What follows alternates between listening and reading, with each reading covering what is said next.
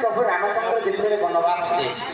लंकापति रावण को प्रभु रामचंद्र विनाश कर अयोध्या के फेरी अयोध्या राजा सुख शांति दिन कटु थाए से समय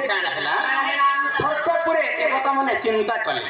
जे विलंकार जन राक्षस अच्छी सहस्र शिरा हूँ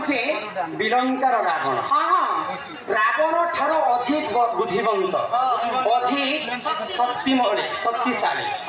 केन्ता कर विनाश करूँ प्रभु रामचंद्र तो राजा ही सुखर दिन कटुचे प्रभु कण मारवा जे हाँ तो सही समय देवगण कथा मानिक माँ सीता दिने विसर्पा ऋषि रामचंद्र कहते मुझे बड़ी के मारिक सुंदरी के राजा